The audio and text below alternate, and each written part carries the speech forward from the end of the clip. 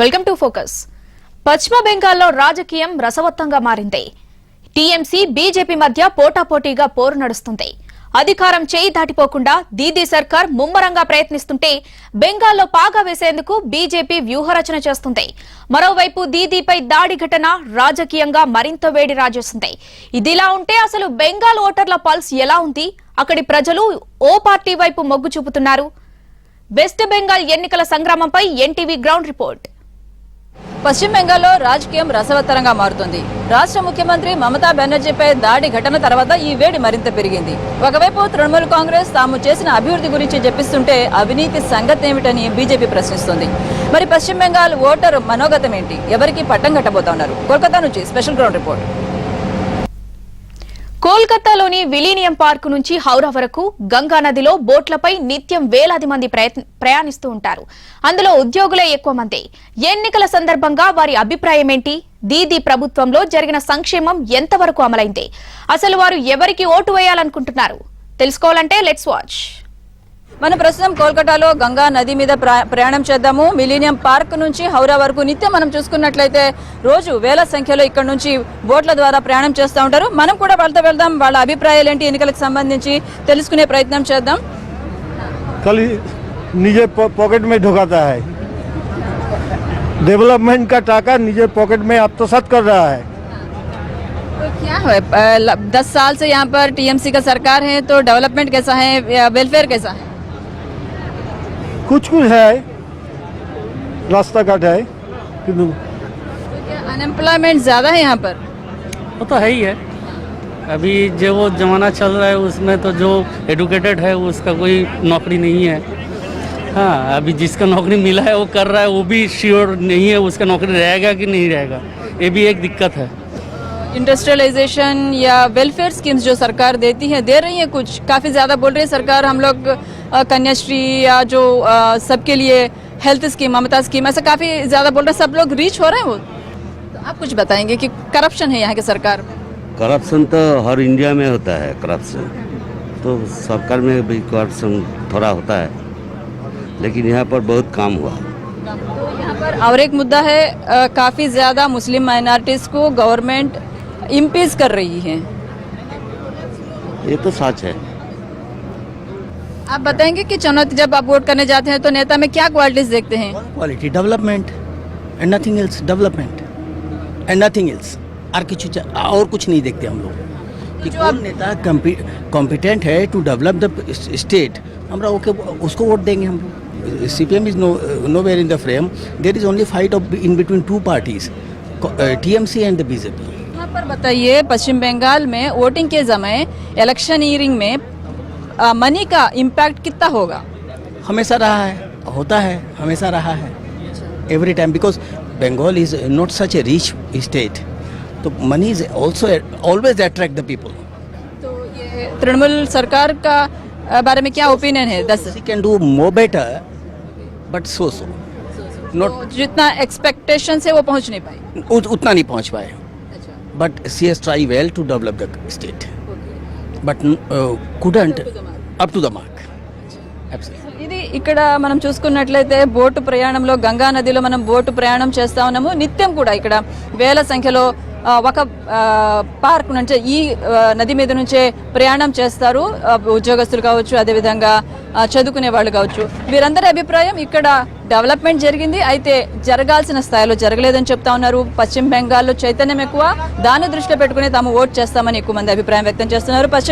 కోల్కతాలో మరిన్ని ప్రాంతాలకు వెళ్దాం, అక్కడ ఓటర్లు ఎలాంటి అభిప్రాయాలు వ్యక్తం చేస్తారో తెలుసుకునే ప్రయత్నం చేద్దాం. కోల్కతాలో మరో ప్రముఖ ప్రాంతం చాందిని మార్కెట్. ఇక్కడ చిన్న చిన్న వ్యాపారాలు చేసుకుంటూ ఎంతో మంది జీవన సాగిస్తుంటారు. ఇక్కడి వారు ఓ పార్టీకి ఓటు వేయాలనుకుంటున్నారు. ఎందుకు వేయాలనుకుంటున్నారు? వారి మాటల్లోనే విందాం. ప్రస్తుతం మనం సెంట్రల్ కోల్కతాలోని చాందిని మార్కెట్ దగ్గర ఉన్నాము. ఇది ఎలక్ట్రిక్ గూడ్స్ కి చాలా ప్రసిద్ధి చెందిన ప్రాంతం. ఈ కోల్కతాలో చూసుకున్నట్లయితే ఇక్కడ చాలా మంది చిన్న చిన్న వ్యాపారస్తులు ఉంటారు. వీళ్ళతో మాట్లాడే ప్రయత్నం చేద్దాం ఎన్నికలకు సంబంధించి, అదేవిధంగా ఇక్కడ ఉన్న సమస్యలు ఏంటనేది.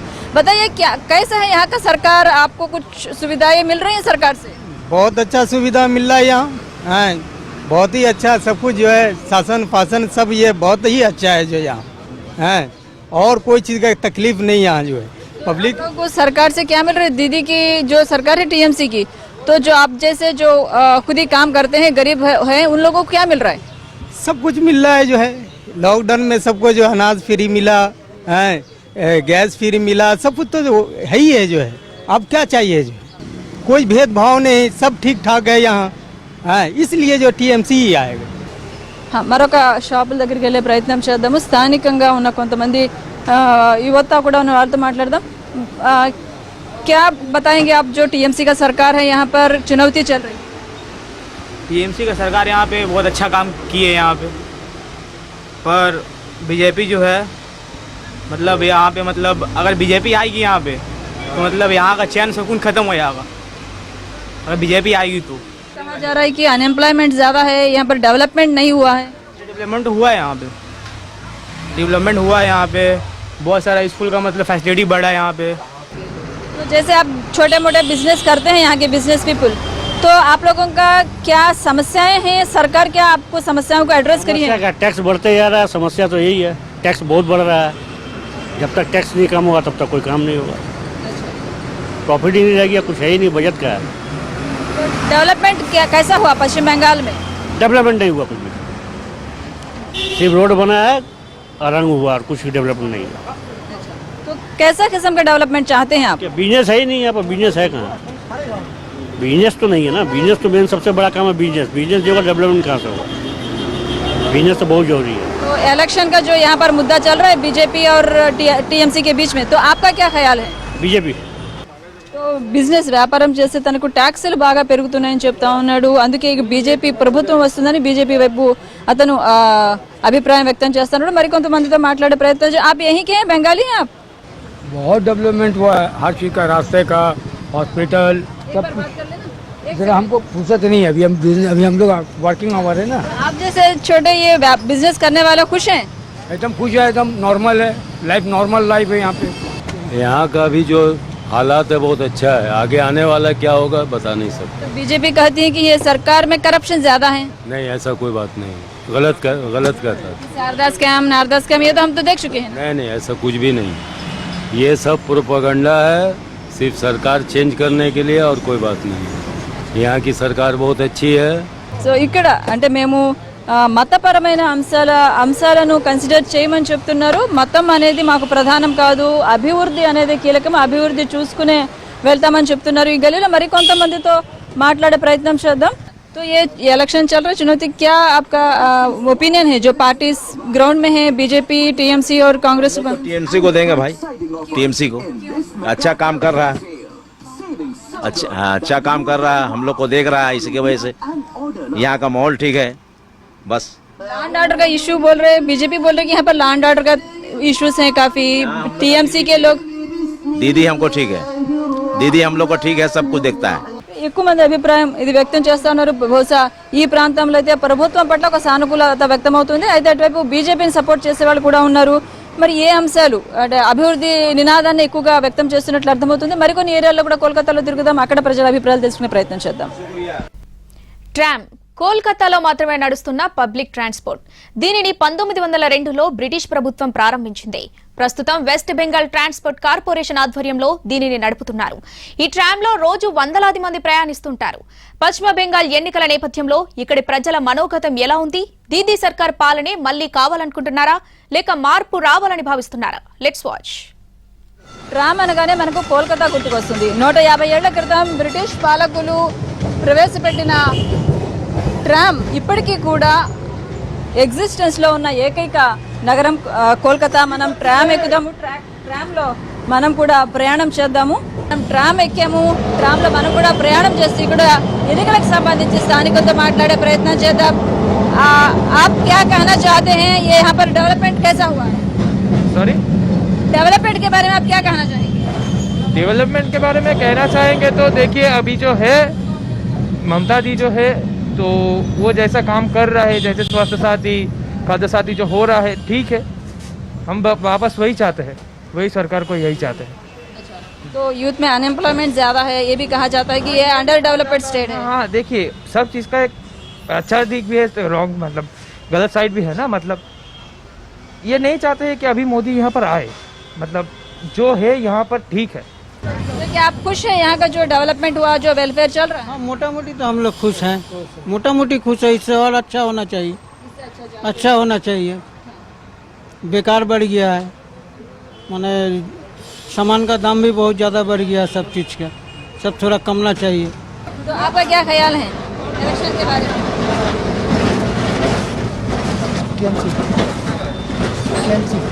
इस बार का इलेक्शन जो भी होगा बहुत ही कंटेस्ट है, वाइटल है, दोनों तरफ के रिझाव दिया जा रहा है। अब क्या होगा ये बोलना मुश्किल है अभी। तो आपके ख्याल में क्या मेजर इश्यूज होंगे रिजल्ट में? रिजल्ट में बेटर इशू देखिए, दोनों पक्ष अपने अपने तरफ से दिए जा रहे हैं। जो पिछले 10 साल में टीएमसी की तरफ से बहुत कुछ नहीं दिया गया, अभी दिया जा रहा है। पिछले 10 साल में बीजेपी की तरफ से भी बहुत कुछ नहीं आया, वो अभी आ रहा है। तो अभी देखिए बोलना मुश्किल है कि किसके तरफ से क्या होगा, ये बोलना मुश्किल है अभी। लेकिन हमारे ख्याल से अगर बीजेपी सरकार, अभी तो हमने 34 साल देखा सीपीएम सरकार को, 10 साल देखा टीएमसी को, अब नए सरकार को भी देखना उचित होता है कि वो क्या करना चाहता है। हमने तो इनको देखा 10 साल, और आगे का सरकार को भी हम देखना चाहते हैं कि क्या करे। अब बीजेपी आए या जोड़ जाए, जो भी आए। కొత్త సర్కార్ కొత్త ప్రభుత్వాన్ని చూడాలి అనే ఆకాంక్షను కొంతమంది వ్యక్తం చేస్తా ఉన్నారు. कहाँ से कहाँ जा रहे हो? हम चांदनी से जा रहे हैं बेग बगान। तो डेली आप इसी में ट्रैवल करते हैं ट्राम में? नहीं, डेली नहीं, लकीली आज मिल गया है तो ऑटो से जाते हैं। तो क्या चुनौती के बारे में कुछ ख्याल है आपको कि कैसा चल रहा है सरकार? कुछ स्टूडेंट्स को क्या कुछ मिल रहे हैं सरकार से? अभी ऐसा कुछ तो है नहीं। ऐसे सरकार ममता दीदी सबको फ़ोन भी दी अभी क्लास 12 का सब बच्चा लोग को। तो अभी हम लोग 11 में है तो वो छूट गया हम लोग का। 12 में होते तो शायद हम लोग को भी मिलता। काफ़ी आप लोगों को पैसे भी दे रहे हैं, जो 12th पास है उसको 10,000 कुछ मिल रहे हैं। हाँ, 10,000 रुपये सबको मिला है। जो लोग जो मतलब मोबाइल खरीदे, अपना मोबाइल खरीद के पढ़ाई वढ़ाई ऑनलाइन क्लासेस हो रहा है, उसके लिए बहुत पैसा भी दिया ममता दी सबको। हम चाहते हैं बांग्ला में शांति में रहे और हर आदमी खुशी में रहे, सांप्रदायिकता दूर रहे, सब आदमी सुख शांति में रहे, यही चाहते हैं। ప్రస్తుతం ఉన్న ప్రభుత్వం మీద సానుకూల వ్యక్తం చేస్తున్నారు, కొంతమంది మార్పు కోరుకుంటున్నారు. ఇది ఎక్కువగా పశ్చిమ బెంగాల్, ముఖ్యంగా కలకత్తాలో జరుగుతున్న ప్రయాణం. మరొక ప్లేస్ కూడా వెళ్దాము, అక్కడ కూడా ప్రజల అభిప్రాయాలు తీసుకునే ప్రయత్నం చేద్దాం. మమత సర్కార్లో తమకు మంచి జరిగిందంటున్నారు అక్కడి గృహిణులు. మహిళా సంక్షేమ పథకాలతో తమకు ఉపాధి కల్పించారని అంటున్నారు. అలాగే సామాన్య జనం కూడా దీదీ సర్కార్కే జై అంటున్నారు. బిర్యానీ లాగా కోల్కతా అనగానే రసగుల్లా గుర్తుకొస్తుంది. రసగుల్లా లోకల్ ఫ్లేవర్, అంటే చాలా శతాబ్దాలుగా ఇక్కడికి చారిత్రక నేపథ్యం ఉంది. పశ్చిమ బెంగాల్ వాసులు స్వీట్స్ బాగా తింటారు. స్వీట్స్లో అనేక రకాల స్వీట్స్ ఉంటాయి. రసగుల్లా అదేవిధంగా మనం చూస్తూ ఉన్నట్లయితే ప్రతిరోజు భోజనం తర్వాత స్వీట్స్ తినడం అంటే ఇక్కడ ఆనవాయితీగా వస్తుంది.